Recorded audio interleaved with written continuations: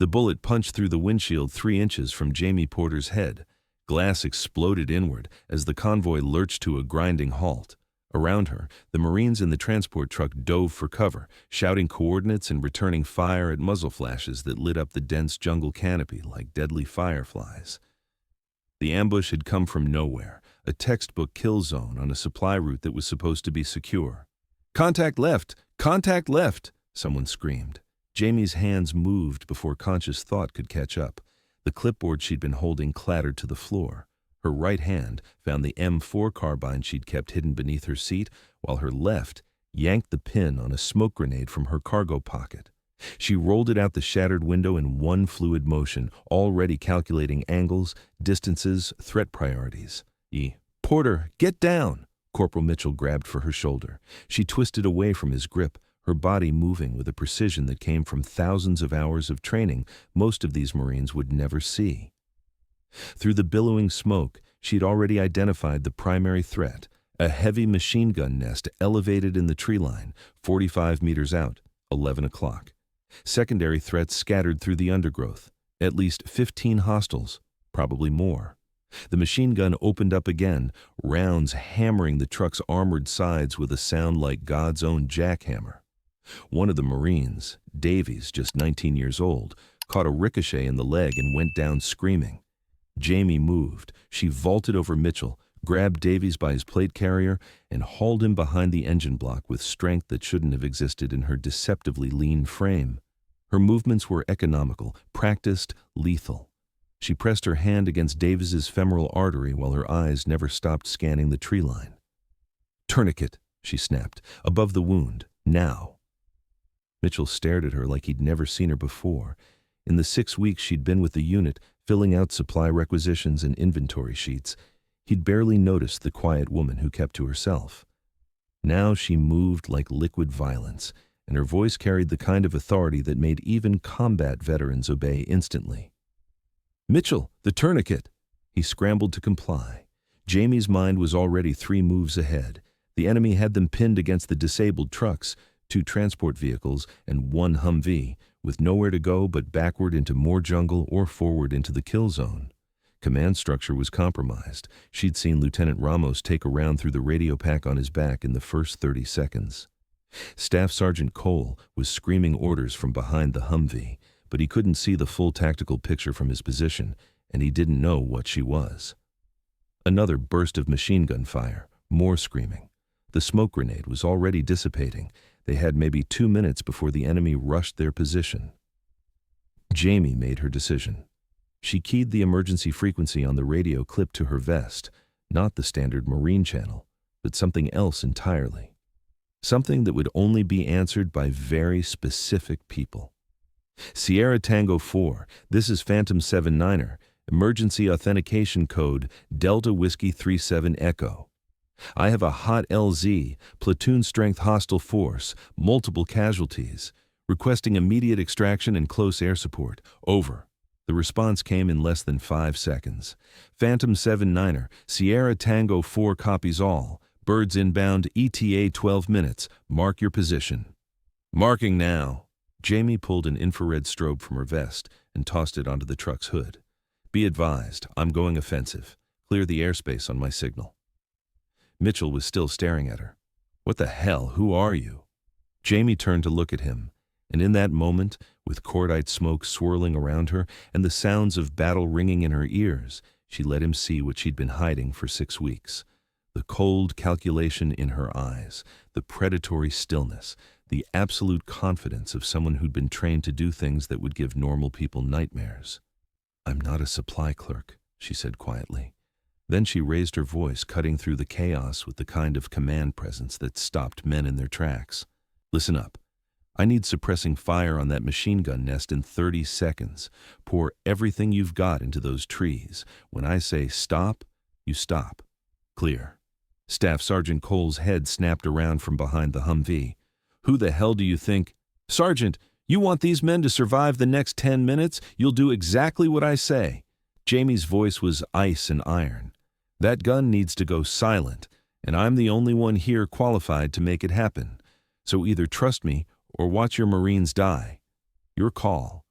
You've got 5 seconds to decide. Cole looked at her, really looked at her, and something in her bearing, her absolute certainty, made him nod.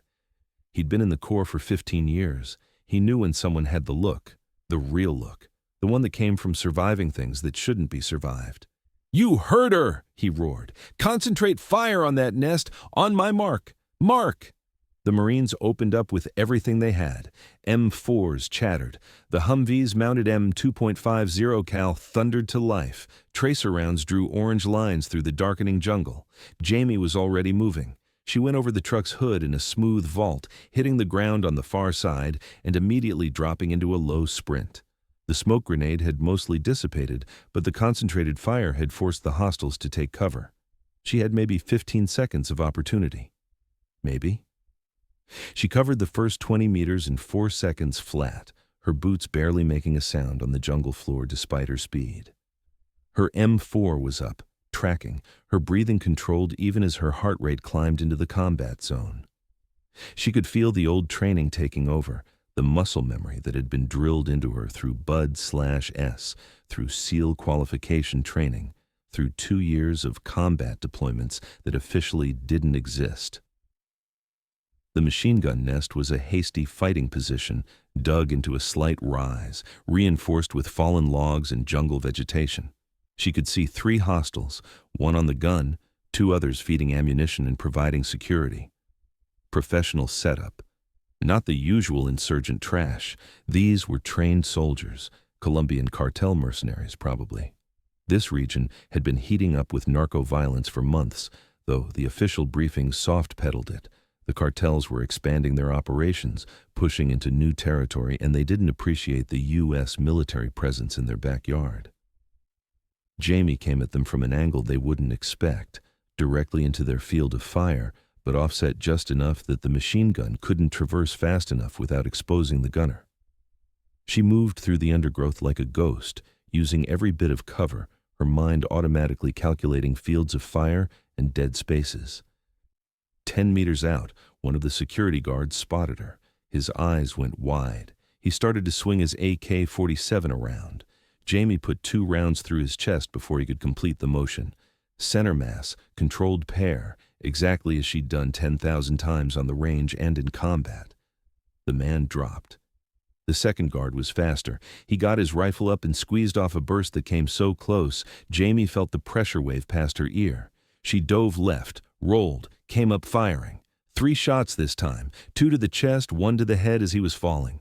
Mozambique drill, muscle memory. The machine gunner abandoned his weapon and reached for a sidearm. Jamie was faster. She closed the distance in 2 explosive steps and drove the butt of her M4 into his temple. He crumpled. The entire engagement had taken less than 8 seconds.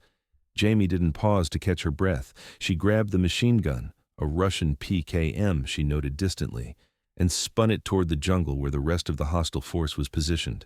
She'd memorized their approximate locations from their muzzle flashes. Now she made them pay for that mistake. The PKM roared to life. Jamie walked the fire across the tree line in controlled bursts, years of weapons training allowing her to manage the heavy gun's recoil with casual precision. She could see hostiles scrambling for new cover, caught completely off guard by having their own gun turned against them. She stitched rounds through vegetation, through logs, through anything that looked like it might hide a human body. Return fire came her way, but she'd already calculated the angles. The fighting positions builders had done good work. She had solid cover and the elevation advantage. She swapped to a new belt of ammunition with practiced efficiency and continued firing. Behind her, back at the trucks, the Marines' fire had intensified. They could see what she was doing, and they were seizing the initiative. Good. She'd trained them well without them even knowing they were being trained. All those seemingly casual conversations about tactics and fire and maneuver. All those times she'd asked questions about their combat experiences, drawing out their knowledge while planting seeds of better doctrine. "Cease fire!" she shouted into the radio. "Cease fire! I'm repositioning!" The Marine guns fell silent. In the sudden quiet, Jamie could hear the enemy forces' scattered movements. They were falling back, pulling away from the kill zone. She'd broken their momentum. But they weren't running. They were repositioning for another assault. These weren't the type to give up after one setback. She checked her watch. 8 minutes until the helicopters arrived. 8 minutes to keep her Marines alive. Jamie abandoned the machine gun nest and moved laterally through the jungle, circling toward where she'd heard the enemy repositioning. Every step was deliberate, her boots placed to avoid dry twigs and loose stones. Her eyes never stopped moving, scanning for threats, for opportunities, for any piece of terrain that could be turned to her advantage. She found them regrouping in a small clearing. Maybe a dozen men clustered around someone who was clearly the leader, a tall man with hard eyes and the kind of bearing that spoke of special operations training. He was pointing, issuing orders in rapid Spanish. Jamie's linguistic training let her pick out key words: flank, explosives, overwhelm. They were planning to hit the convoy from multiple sides simultaneously, and from the way they were distributing demolition charges, they intended to destroy the vehicles and everyone in them. Not happening. Jamie keyed her radio, switching to the standard Marine frequency. "Cole, this is Porter. You've got enemy force preparing to assault from your 3 o'clock position, approximately 80 meters out. 12 to 15 hostiles armed with explosives. I'm moving to interdict." "Porter, where the hell are you?" Cole's voice was tight with stress. "What's your position?" "I'm exactly where I need to be, Sergeant. Keep your men ready. When you hear the party start, I need you to push forward aggressively. Understand? The enemy is going to be focused on me. You exploit that confusion and advance to a more defensible position." "Porter, trust me, Sergeant. 6 minutes until extraction. We just need to hold on." Jamie didn't wait for his response. She was already moving, circling to get behind the enemy force. They'd posted security, but it was perfunctory. They thought they had the tactical advantage, thought they were hunting disorganized, demoralized prey. They didn't know they were being hunted by a predator who'd spent years learning to hunt the most dangerous game on Earth. The sentry never saw her coming. One moment he was scanning the jungle, the next, Jamie's arm was around his throat in a blood choke that cut off the carotid arteries. He struggled for 3 seconds, then went limp. She lowered him quietly to the ground and kept moving. The enemy force was starting to move out, splitting into 2 elements for their pincer assault. Jamie waited until they were strung out, transitioning between positions, the most vulnerable moment in any tactical movement, and then she struck. Her M4 barked 4 times in rapid succession. 4 men dropped before the others even registered they were under attack. Jamie was already moving, sprinting along their flank, firing as she went. She wasn't trying for precision now. She was creating chaos, disrupting their coordination, buying time for her Marines. The enemy force scattered, some trying to return fire, others diving for cover, a few freezing in confusion. Their leader was shouting, trying to restore order, but Jamie had broken their momentum. She dropped behind a fallen log and reloaded, her hands moving with mechanical efficiency, even as bullets chewed into the wood above her head. Then she heard it. The beautiful, terrifying sound of Marine Corps infantry doing what they did best. Cole had taken her advice and pushed forward, and now the enemy force was caught between hammer and anvil. The Marines' disciplined fire cut through the jungle with devastating effect. Jamie popped up and added her own contribution, picking targets with cold precision. Another hostile down, another. The enemy leader was trying to rally his men, but it was too late. The momentum had shifted completely. And then the helicopters arrived. Jamie heard them before she saw them. 2 MH-60 Blackhawks coming in fast and low, their rotors beating the air into submission. One of them had door gunners who immediately opened up on the enemy positions, miniguns screaming death at 6,000 rounds per minute. The jungle erupted in a storm of shredded vegetation and pulverized earth. The enemy broke. Those who could still move scattered into the jungle in full retreat, abandoning their weapons, their wounded, everything. The fight was over. Jamie stood slowly, her M4 still at the ready, her eyes tracking the fleeing hostiles until they disappeared into the dense vegetation. Only then did she safeguard her weapon and key her radio. "Sierra Tango 4, Phantom 7-9er, LZ is secure, ready for extraction." "Copy, Phantom 7-9er, good work." Jamie made her way back toward the convoy, moving carefully now, watching for booby traps or wounded hostiles who might take a final shot. When she emerged from the tree line, she found the entire Marine unit staring at her like she'd grown a second head. Staff Sergeant Cole walked toward her slowly, his M4 lowered but not quite pointing away from her. "Want to tell me what the hell just happened?" Jamie looked at him for a long moment, then at the other Marines. Mitchell, Davies being treated for his leg wound, all of them watching her with expressions that ranged from shock to awe to suspicion. "Extraction is here," she said quietly. "We can talk on the bird." "That's not an answer." "It's the only one I can give you right now, Sergeant." One of the Blackhawks was landing in a small clearing nearby, rotors creating a hurricane of downdraft. The other circled overhead, providing cover. And in the doorway of the landing bird, Jamie could see familiar faces, her team, her brothers and sister, the people who actually knew who she was. Lieutenant Commander Harrison was first off the helicopter, moving with the easy confidence of a man who'd commanded SEAL teams for 10 years. He took in the scene with a single practiced glance, then locked eyes with Jamie. "Petty Officer Porter," he said formally. "Good to see you're still in one piece." The Marine's confusion intensified. "Petty Officer?" Porter had told them she was a civilian contractor, a logistics specialist on temporary assignment. Jamie straightened to attention. "Sir, request permission to debrief these Marines on the actual nature of my assignment." Harrison considered this, then nodded. "Permission granted, but keep it brief. We need to move." Jamie turned back to Cole and the others. "My name is Jamie Porter. I'm a Special Warfare Operator First Class with Naval Special Warfare Development Group. For the past 6 weeks, I've been embedded with your unit as part of an intelligence gathering operation. My cover was logistics and supply, which allowed me to observe your operations and assess potential vulnerabilities in the supply chain that hostile forces might exploit." Mitchell's jaw was hanging open. You're a SEAL?" "Yes." "But you're a woman, yes. Women have been serving in Navy Special Warfare since 2016. I completed BUD-S in 2019, made it through SEAL qualification training, and have been operational for 3 years. Jamie's voice was matter-of-fact, but there was an edge to it that suggested she'd had this conversation before and was tired of it. Davies, still being treated for his leg wound, laughed weakly. "Holy shit, we got saved by a girl."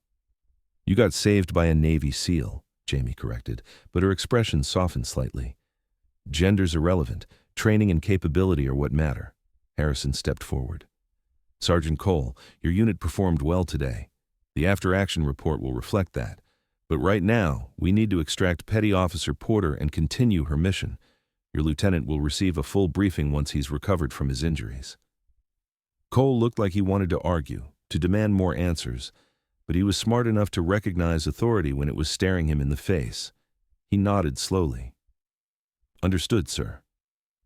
Jamie collected her gear, which turned out to be significantly more than a supply clerk should have needed, and walked toward the Black Hawk. The other SEALs greeted her with subtle nods and fist bumps. These were her people, her tribe. With them, she didn't have to pretend to be anything other than what she was. Before she climbed aboard, she turned back to look at the Marines one more time. Mitchell caught her eye and gave her a hesitant wave. She nodded back, allowing herself a small smile. Then she was in the helicopter, and they were lifting off, and the jungle was dropping away beneath them. Harrison handed her a headset, and she plugged into the internal comms. "Hell of a day, Porter," he said. "Yes, sir." "You burned your cover. That's going to complicate things." "Couldn't be helped, sir. The alternative was letting good Marines die." Harrison studied her for a moment, then nodded. "I'd have made the same call. The mission parameters change as of now. You're being pulled from deep cover and reassigned to direct action operations. Intel suggests the cartel has been moving serious hardware into the region. We're going to find it and destroy it." Jamie felt something loosen in her chest. Deep cover work was necessary, but it wasn't what she'd trained for. Direct action. That was what SEALs did best. Find the enemy. Fix them. Finish them. "What's the target, sir?" "Convoy of trucks heading north through the mountains. Intelligence indicates they're carrying weapons, not small arms, but serious hardware. Anti-aircraft missiles, possibly even man-portable air defense systems. They're planning to shoot down U.S. aircraft and blame it on local insurgents. We're not going to let that happen." "When do we move?" "Dawn. That gives you 6 hours to rest, refit, and review the mission brief." Harrison paused. How are you holding up? I'm good, sir. Ready to work. That's what I like to hear. The Black Hawk banked hard, heading toward the SEAL firebase that served as their operational headquarters in this region. Jamie looked out the open door at the jungle canopy sliding past below, her mind already shifting gears, leaving behind supply clerk Jamie Porter and becoming fully, completely the operator she'd trained her entire adult life to be. This was who she really was. Not the quiet woman filling out inventory forms, but the warrior who'd just single-handedly turned the tide of a firefight. And tomorrow, she'd do it again. The sun was setting now, painting the sky in shades of orange and red. Beautiful and terrible at the same time, just like combat, just like life in the teams. Jamie closed her eyes and began to mentally review what she knew about man-portable air defense systems, their effective range, their vulnerabilities. 6 hours wasn't much time to prepare, but it would be enough. It would have to be. The SEAL firebase was a study in controlled chaos when they touched down. Operators moved with purpose through the compound, checking weapons, reviewing intelligence briefings, conducting rehearsals for upcoming operations. This wasn't the buttoned-up, spit-and-polish atmosphere of a conventional military base. This was a place where function mattered more than form, where results were measured in missions completed and enemies eliminated. Jamie grabbed her gear bag and headed for the women's berthing area, a small section of containerized housing that had been set up when the first female operators arrived in theater. She'd been living there between her cover assignments, though none of the Marines she'd been embedded with had known that. She dumped her gear on a rack and stripped off the civilian clothes she'd been wearing as part of her supply clerk cover. Underneath, her body was lean and hardened, the physique of someone who treated physical fitness as a religion. Scars traced across her skin, a bullet graze on her left shoulder from Syria, a knife wound on her right forearm from Yemen, various other marks from training accidents and close calls. She showered quickly, washing away the sweat and cordite residue, then dressed in her standard combat uniform, multicam fatigues, plate carrier, all the specialized gear that marked her as what she really was. The transformation was complete. Supply clerk Porter was gone. Petty Officer Porter was back. The operations center was housed in the largest building in the compound, a reinforced concrete structure that could withstand anything short of a direct artillery hit. Jamie entered to find her team already assembled around a large table covered with maps, satellite photos, and intelligence reports. Chief Petty Officer Marcus Webb looked up as she entered. "There she is. Heard you had some excitement today." "Nothing I couldn't handle," Jamie said, taking her place at the table. "Took down a dozen hostiles by yourself and coordinated an extraction under fire." Webb grinned. "Yeah, just another Tuesday for Porter." The other members of her team, 8 men who'd become closer than family over the past 3 years, greeted her with similar casual ribbing. This was how SEALs showed affection, by giving each other endless amounts of shit. If they weren't making fun of you, you weren't really part of the team. Senior Chief Petty Officer Mike Ramirez, the team's second in command, tapped the map with his finger. "All right, children, playtime's over. Let's talk about tomorrow's mission." Lieutenant Commander Harrison entered and everyone automatically straightened up. Not to attention, SEALs didn't do parade ground formality, but with a subtle shift in posture that indicated readiness to work. "Here's the situation," Harrison began, pointing to a series of satellite photos. 4 trucks, 12 to 15 security personnel moving north through the mountain passes. They departed from the cartel's main compound approximately 6 hours ago and are currently staged at a waypoint here. He indicated a small village on the map. "Intelligence suggests they'll move out at dawn, trying to make it through the high passes during daylight hours when they can see any threats coming." "What's in the trucks?" someone asked. "According to our source, who's been reliable in the past, they're carrying 6 FIM-92 Stinger missiles, complete with launch tubes and targeting systems. Also various small arms, ammunition, and explosives. The cartels have been trying to get their hands on man-pads for months. If these missiles make it to their destination, U.S. aircraft are going to start falling out of the sky." The room went very quiet. Everyone understood the implications. A terrorist organization with Stinger missiles could wreak havoc on military and civilian aviation alike. Our mission is simple, Harrison continued. Interdict the convoy, secure the weapons, and eliminate the security force. Standard seek and destroy operation. We insert via helicopter at 0400, set up an ambush on the mountain road, and hit them when they're most vulnerable, strung out on a narrow trail with nowhere to go but forward or back. Jamie studied the map, her tactical mind already working through the problem. The road wound through a steep-sided valley with limited sight lines. Good for an ambush, but also dangerous if something went wrong. What's the terrain like on the ground, sir? These satellite photos don't show much detail about the vegetation. Good question. Chief Ramirez conducted a reconnaissance of the area last week. Mike? Ramirez pulled up a series of photos on his tablet. Heavy jungle on both sides of the road, thick enough to provide concealment but sparse enough that you can move through it. The road itself is barely 1 lane wide. These trucks are going to have to move single file through this section. There's a choke point here.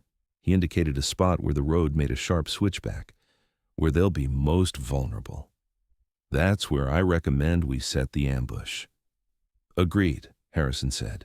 We'll split into 2 elements. Alpha element, that's Porter, Webb, Davidson, and Kowalski. You'll take the high ground on the north side of the road and set up the primary kill zone. Bravo element, Ramirez, myself, Chen, Rodriguez, and Blackburn, we'll position on the south side as a blocking force. When the convoy enters the kill zone, Alpha initiates with heavy weapons. Bravo ensures nobody escapes. Jamie nodded, already visualizing the operation. Rules of engagement, sir? Anyone with a weapon is hostile. We're not taking prisoners on this one. The risk is too high that they'd compromise our position before we can extract. This is a combat operation, full stop. The briefing continued for another hour, covering every detail.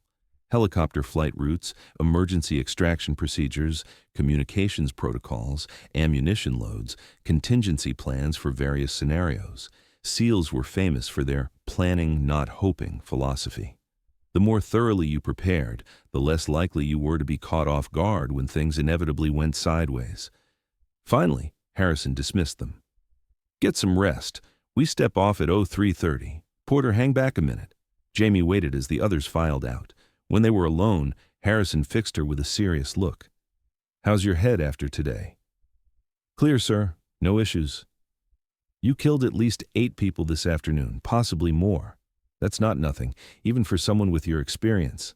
Jamie met his gaze steadily. With respect, sir, I've been doing this job for 3 years. I know how to compartmentalize. Those hostiles were trying to kill Marines under my protection. I don't lose sleep over eliminating threats. I'm not questioning your capability or your mental toughness, but I am responsible for the welfare of everyone on this team, and that includes making sure people process their experiences appropriately. Harrison's voice softened slightly. The only way out is through, Porter. You can't bury this stuff forever. I'm not burying anything, sir. I'm managing it. There's a difference. Harrison studied her for a long moment, then nodded. All right. But if that changes, my door's always open. Clear? Clear, sir. Good. Now get out of here and get some rest. Jamie left the operations center and headed back to her quarters, but she didn't sleep. Instead, she sat on a rack, field stripping and cleaning her weapons with meditative focus. The familiar motions were soothing. Remove the magazine, clear the chamber, press the takedown lever, slide off the upper receiver.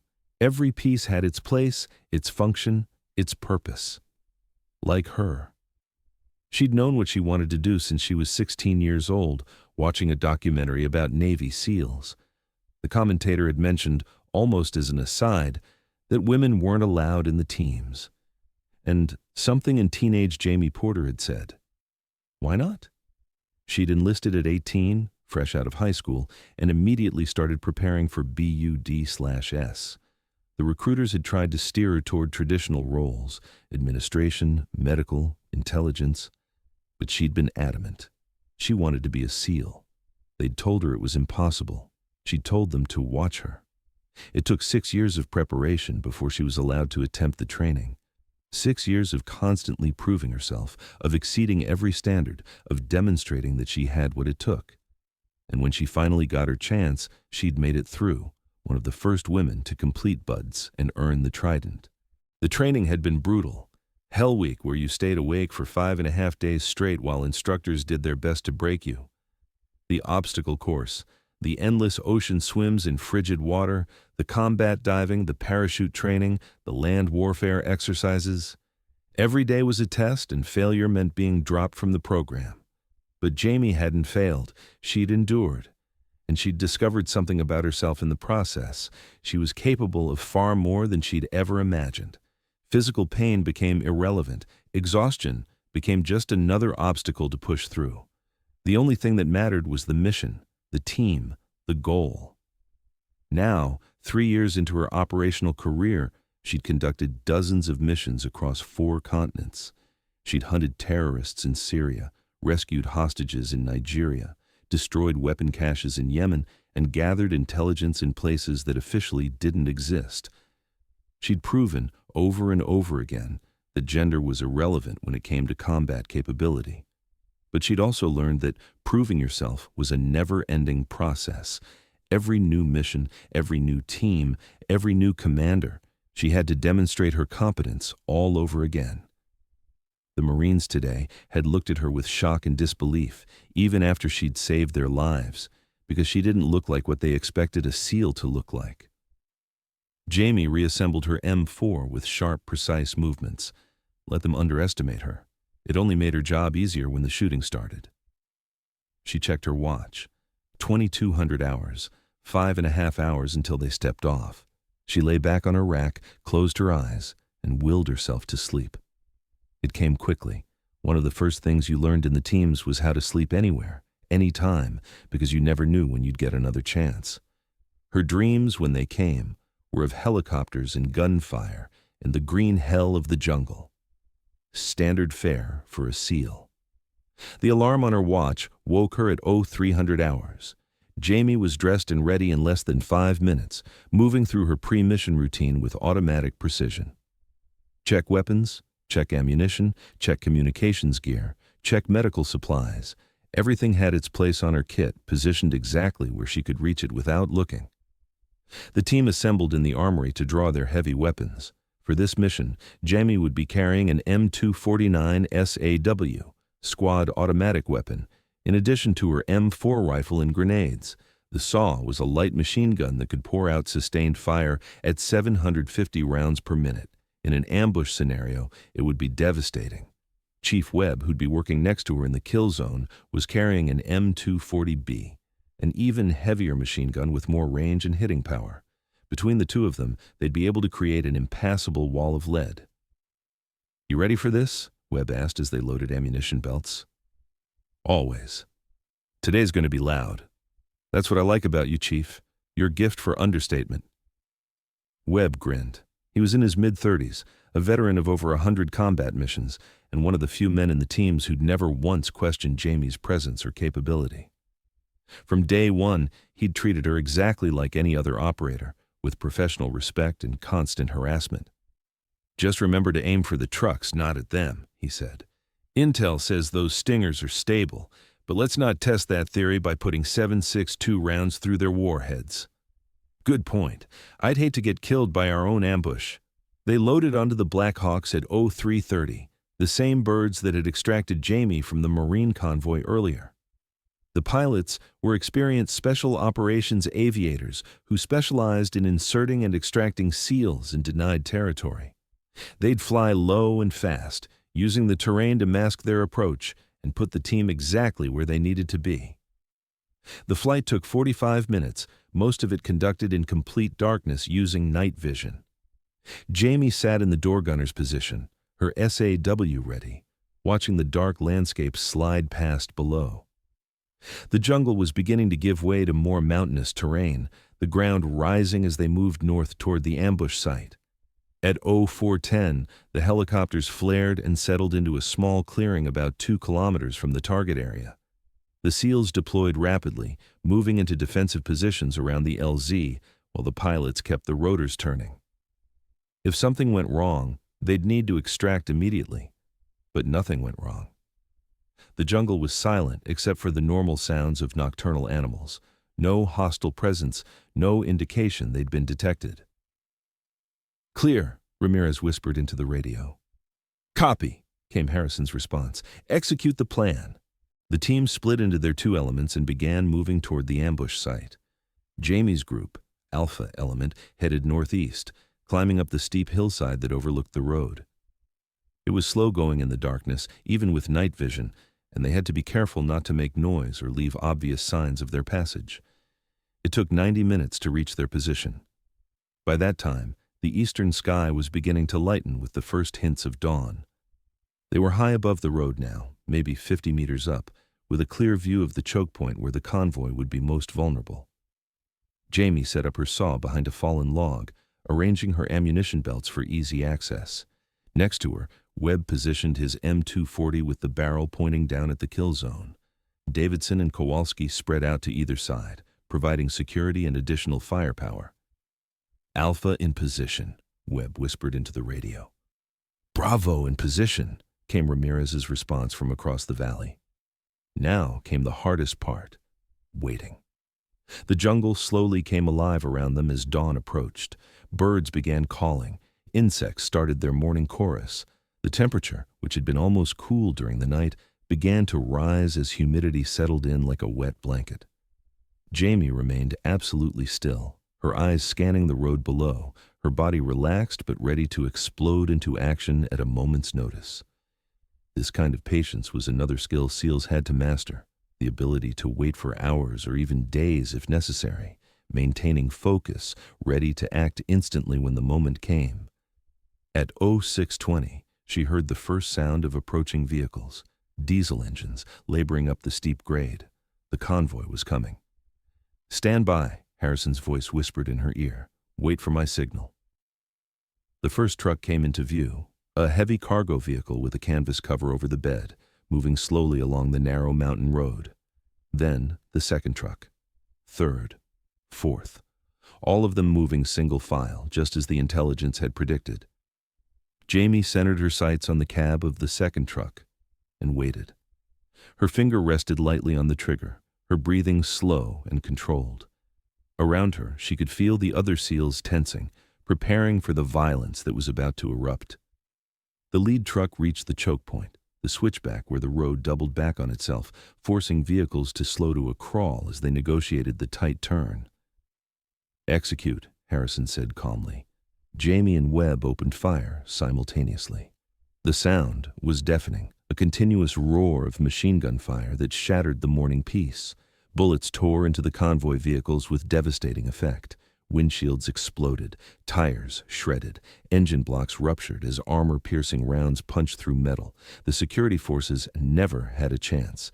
They'd been caught in the open, completely unprepared for an ambush, and within the first 5 seconds, half of them were already down. The survivors tried to return fire, but they were shooting blindly at an enemy they couldn't see, while the SEALs had carefully prepared positions with clear fields of fire.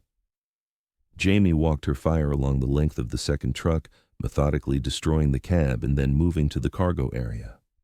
She was careful to aim high, hitting the truck's body but avoiding the cargo itself. The last thing they needed was to trigger secondary explosions from those Stinger missiles. Across the valley, Bravo Element was engaging the rear of the convoy, ensuring nobody escaped. The crossfire was perfectly coordinated, creating an inescapable kill zone. A few hostile fighters tried to flee into the jungle, but they were cut down before they made it 10 meters. The entire engagement lasted less than 3 minutes. When the shooting stopped, the morning was filled with the sounds of wounded men screaming and vehicles burning. Smoke rose from the shattered convoy in thick black columns. "Cease fire," Harrison ordered. "Alpha, move down and secure the objective. Bravo, maintain overwatch." Jamie and her team descended from their position, moving carefully, weapons up and ready. The security force had been eliminated, but that didn't mean there weren't still threats. Wounded enemies could still fight. Booby traps could have been set. They reached the road and began clearing the trucks one by one. The vehicles were shot to pieces, their cabs riddled with bullet holes, their cargo areas torn open. Bodies lay scattered across the road, the cartel security force, all dead or dying. Jamie felt nothing as she stepped over them.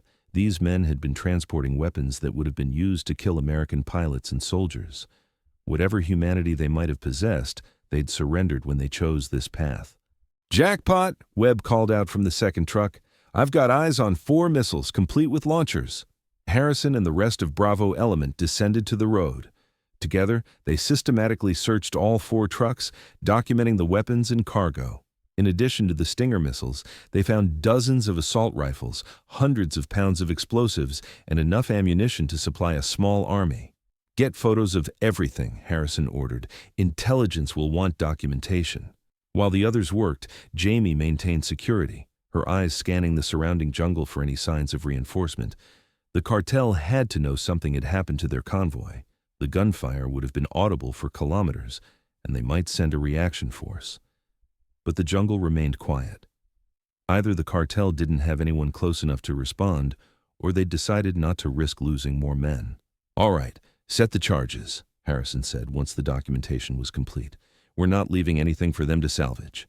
The team placed demolition charges throughout the convoy, carefully positioned to ensure complete destruction. Then they withdrew to a safe distance and waited. "Fire in the hole," Webb said, and pressed the detonator. The explosion was massive, a rolling fireball that consumed the trucks and everything in them. The shockwave washed over Jamie's position, carrying with it the heat of burning fuel and detonating ammunition.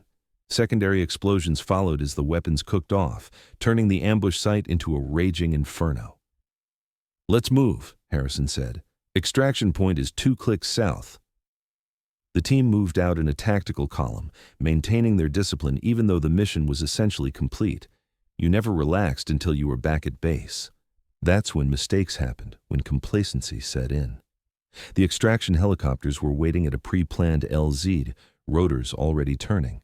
The SEALs boarded quickly and efficiently, and within minutes they were airborne, leaving the burning convoy behind. Jamie sat in the door gunner's position again, watching the smoke column rise into the morning sky. Another successful mission, another threat eliminated, another day at the office for a Navy SEAL. Webb leaned over and bumped her shoulder. "Nice shooting, Porter. You too, Chief. Think those Marines from yesterday heard about this yet?" "Probably not, and they wouldn't believe it if they did," Webb laughed. "Fair point. Hey, when we get back, I'm buying first round at the team room." "I'll hold you to that." The Blackhawk banked hard, turning south toward the firebase. The sun was fully up now, painting the jungle in shades of green and gold. It was going to be a hot day. But for Jamie Porter and her team, the hard work was done. At least for now. There would be other missions, other enemies, other chances to prove that she belonged in the teams, that her gender didn't define her capabilities, that a woman could do this job as well as any man. But for now, in this moment, she allowed herself to simply exist as what she was.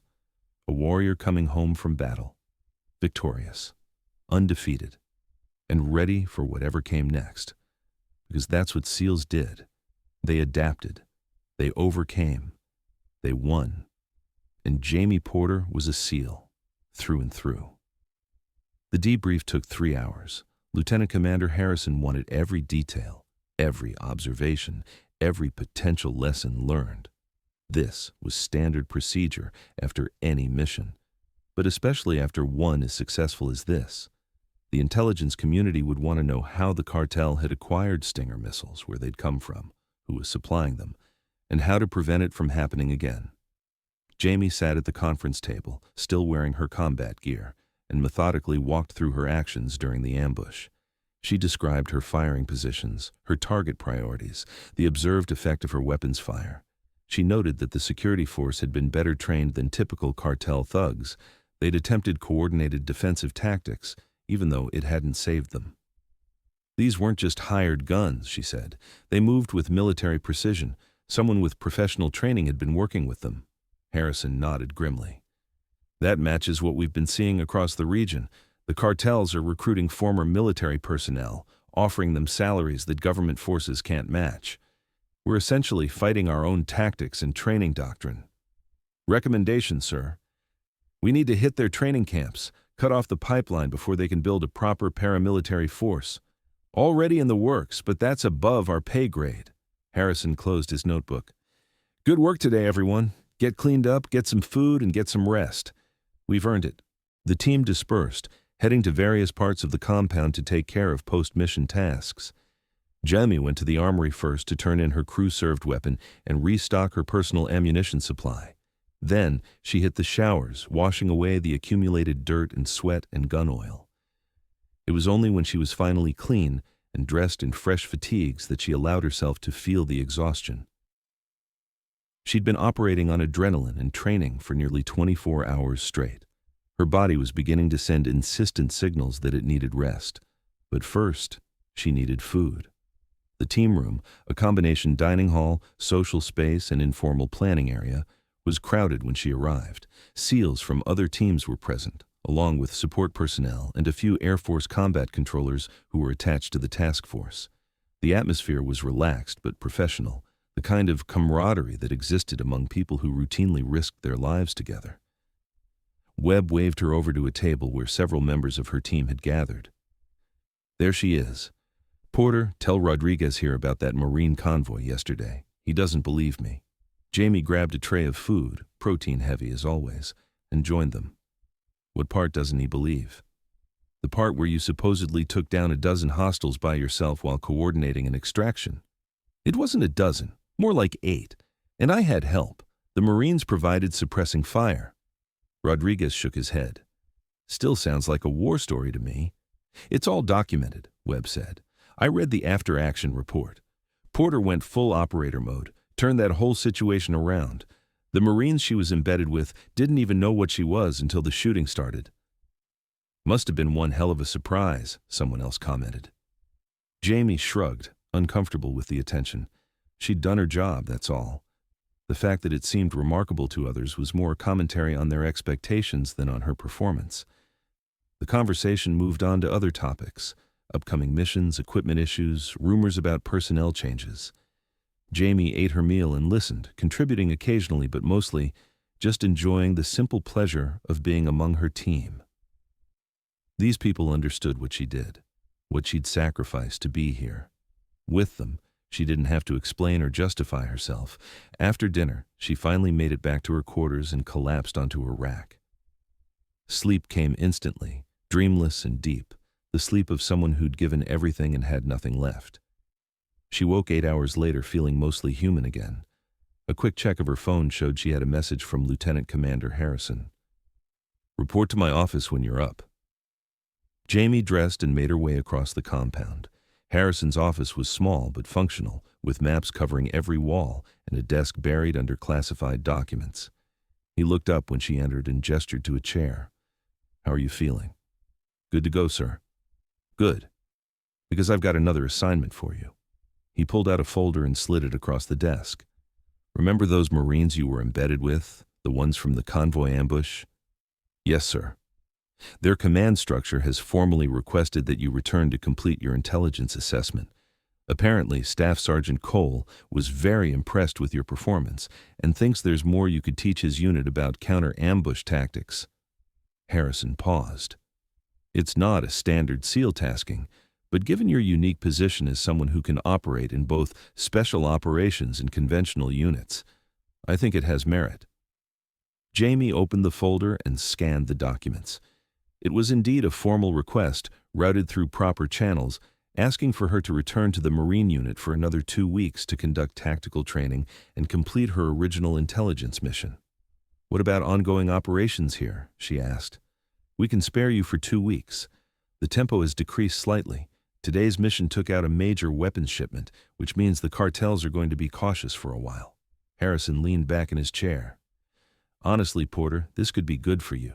You've been operating at a high pace for 6 months straight. A little time doing training work might be just what you need. Jamie wasn't sure she agreed with that assessment, but she understood the implicit order. When do I leave? Tomorrow morning. Same Marine unit, but they're rotating to a different area of operations. Still within our operational theater, so you'll be available if we need to pull you back for a critical mission. Understood, sir. And Porter, Those Marines are going to have questions, lots of questions. Do your best to answer them professionally, but remember that a lot of what we do is still classified. Use your judgment. Always do, sir. The next morning found Jamie once again stripped of her operator gear and dressed in the nondescript civilian clothes of her supply clerk cover. But this time, everyone knew what she really was. There was no need to hide, no need to pretend. The helicopter flight to the Marine compound took 90 minutes. When they landed, she found Staff Sergeant Cole waiting for her, along with Corporal Mitchell and a few others from the convoy ambush. Cole stepped forward and extended his hand. Petty Officer Porter. Welcome back. Jamie shook his hand. Thank you, Sergeant. I understand you requested my return. I did. After what happened, I figure my Marines could learn a lot from someone with your experience. Plus, we never did finish your original assessment work. Cole's expression was neutral, professional, but she could see the curiosity in his eyes. We've set you up in proper quarters this time. No need to maintain the supply clerk cover. Appreciated. Over the next few days, Jamie settled into a new routine. In the mornings, she conducted tactical training with the Marine platoon, teaching them advanced patrolling techniques, counter-ambush drills, and small unit tactics. In the afternoons, she completed her intelligence assessment work, documenting vulnerabilities in the supply chain and recommending improvements. But the real value, she quickly discovered, wasn't in the formal training. It was in the informal conversations that happened during downtime when Marines would approach her with questions. How did you know where that machine gun nest was? Training and experience. I'd memorized the typical terrain analysis for hostile fighting positions. When the ambush started, I automatically looked for where I would have placed a crew-served weapon if I was setting up a kill zone. Is it true you can hold your breath underwater for 4 minutes? 5 minutes, actually. But that's with extensive training and specific breathing techniques. It's not something you just naturally develop. What's Badass really like? That question came from a young lance corporal named Hayes, barely 20 years old, who'd been watching Jamie with wide-eyed admiration for days. She considered her answer carefully. It's the hardest thing I've ever done, she said finally. Physically, mentally, emotionally. The instructors are trying to make you quit every single day. They push you past what you think your limits are, then push you even further. A lot of people don't make it. But you did. Yeah, I did. How? Jamie thought about this. How did you explain the strange alchemy of determination and stubbornness and pride that kept you going when every cell in your body was screaming to quit? I decided that I wanted it more than I wanted comfort, more than I wanted rest, more than I wanted to avoid pain. Every time it got hard, and it was hard every single day, I reminded myself why I was there, and I just kept putting one foot in front of the other. Hayes nodded slowly. I've been thinking about trying out for recon, but I don't know if I have what it takes. Nobody knows if they have what it takes until they try. The only guarantee of failure is not attempting it at all. Jamie met his eyes. If you want it, go for it. Worst case, you try and don't make it, but at least you'll know. You won't spend the rest of your life wondering, what if? Conversations like this happened regularly. The Marines, initially skeptical or uncertain about having a female SEAL among them, gradually warmed up. They saw how she conducted herself, how she treated them with respect, how she never acted superior despite her obvious expertise, and they saw how she performed when things went sideways. It happened on day 9 of her 2-week assignment. The Marine platoon was conducting a routine patrol in an area that was supposed to be secure when they stumbled into a cartel checkpoint. The enemy force was small, maybe 6 or 7 fighters, but they had the advantage of prepared positions and local knowledge. The firefight erupted suddenly. Both sides caught slightly off guard. The Marines took cover and began returning fire, following their training, but the terrain favored the enemy. They were pinned down in an open area with limited concealment. Jamie assessed the situation in seconds. The enemy position was centered on a small building, with security elements spread out to cover the approaches. Standard defensive setup, which meant it had standard vulnerabilities. She grabbed Mitchell and 2 other Marines. You 3, suppress that building. I'm going to flank them. Porter, we should call for backup. No time, just give me covering fire. Before Mitchell could argue, Jamie was moving. She went laterally first, using a small depression in the ground for concealment, then angled back toward the enemy position. The Marines suppressing fire was keeping the hostiles' heads down, giving her the movement opportunity she needed. She closed to within 20 meters of the building before she was spotted. One of the security elements swung his weapon toward her, but she was faster. 2 shots, controlled pair, and he went down. She kept moving, her training taking over, her body flowing through the close-quarters combat drills she'd practiced thousands of times. Another hostile appeared in a doorway. She engaged him before he could fully process what was happening. Then she was at the building, stacking up next to the entrance, preparing to make entry. The door was partially open. She could hear voices inside, Spanish, urgent, frightened. They knew something had gone wrong but didn't know what. Jamie pulled a flashbang from her kit, yanked the pin, and tossed it through the doorway. She turned away and covered her ears as it detonated with a concussive bang that rattled her teeth even through her protection. Then she was moving again, flowing through the doorway in a smooth crouch, her M4 up and tracking. 2 hostiles, both disoriented from the flashbang, trying to figure out which way was up. She engaged both in rapid succession, 2 shots each, both down. The building was clear. "Position secure," she called into her radio. 2 hostiles down, immediate area clear. The Marines moved up, led by Staff Sergeant Cole, their expressions a mixture of awe and disbelief.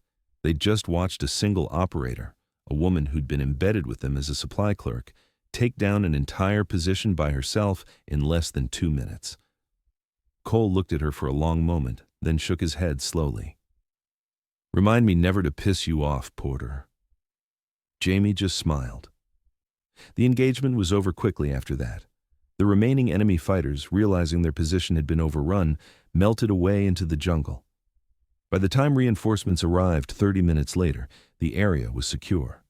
The after-action review was enlightening. The platoon commander, a captain named Morrison who'd been skeptical about having a SEAL attached to his unit, asked Jamie to walk through exactly what she'd done and why. The enemy had a strong defensive position, but they'd set it up to repel a frontal assault, she explained, using a sketch of the area to illustrate. They weren't expecting someone to flank them quickly and aggressively, so I exploited that vulnerability.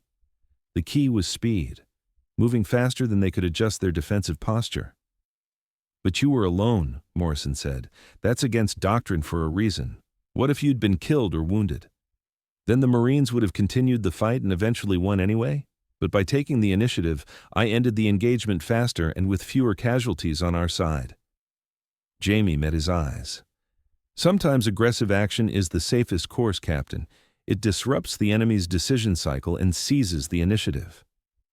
Morrison considered this, then nodded slowly. "Can you teach my Marines to do what you just did?" "Some of it, yes. The tactics and techniques can be trained. The mindset takes longer to develop, but we can start." And they did. For the remaining days of her assignment, Jamie put the Marine platoon through intensive close-quarters combat training, teaching them the same building-clearing techniques that SEALs used. She ran them through drill after drill, correcting their mistakes, pushing them to move faster and more aggressively. By the time her 2 weeks were up, the Marines had improved dramatically. More importantly, their confidence had increased. They'd seen what was possible, what they could achieve with proper training and the right mindset. On her last day, Staff Sergeant Cole called her into his office. "I wanted to thank you," he said without preamble. "These past 2 weeks, you've changed how my Marines think about themselves and what they're capable of." "They were already good Marines, Sergeant. I just showed them a few new techniques." "It was more than that, and you know it." Cole leaned back in his chair. "Can I ask you something personal?" "You can ask. I'll decide if I answer." "Why did you want to be a SEAL? You could have done anything in the Navy. Why choose the hardest path possible?" Jamie thought about this. It was a question she'd been asked before, but rarely by someone who seemed genuinely interested in understanding rather than challenging her choice. "Because it was the hardest path," she said finally. "Because I wanted to know what I was capable of when everything was stripped away except determination and will. Because I wanted to be part of something larger than myself, something that mattered." She paused. "And because someone told me I couldn't do it, and I don't like being told what I can't do." Cole laughed. Yeah, I can see that. For what it's worth, I'm glad you proved them wrong. You're one hell of an operator, Porter. Thank you, Sergeant. That means something, coming from you. The helicopter came for her that afternoon. As she climbed aboard, she looked back at the Marine compound one last time. Mitchell and several others had come out to see her off, waving as the bird lifted into the air. She waved back, then settled into her seat for the flight back to the SEAL firebase. Lieutenant Commander Harrison had messaged that morning. New intelligence had come in about cartel operations in the region, and the team was planning a major operation. They needed her back. Jamie smiled. This was what she lived for: the missions, the challenges, the chance to make a real difference. Supply clerk cover had served its purpose, but she was done with that now. From here on out, she'd be operating as what she really was: a Navy SEAL, full-time and proud of it. The jungle slipped past below, endless and green and full of dangers that most people would never see or understand. But Jamie understood. She'd been trained to understand, trained to find the enemy in this green hell and eliminate them, and she was damn good at her job. The Black Hawk banked toward the firebase, and Jamie closed her eyes, already beginning to mentally prepare for whatever mission was coming next. Rest would come later. Right now, there was work to do. Because that's what SEALs did. They worked, they fought, they won. And Jamie Porter was a SEAL, from the trident on her uniform, to the steel in her spine, to the absolute conviction in her heart that she belonged exactly where she was. The teams had given her a purpose, a family, a place where her capabilities mattered more than her gender, where she was judged solely on her performance and her courage and her commitment to the mission. She wouldn't trade that for anything in the world. The helicopter touched down at the firebase, and Jamie grabbed her gear. Lieutenant Commander Harrison was waiting at the LZ, along with the rest of her team. "Welcome back, Porter," he said. "We've got work to do." Jamie grinned. "Outstanding, sir. Let's get to it." And just like that, she was home. Thanks for watching. Every woman has a story worth telling. Join us to hear them all.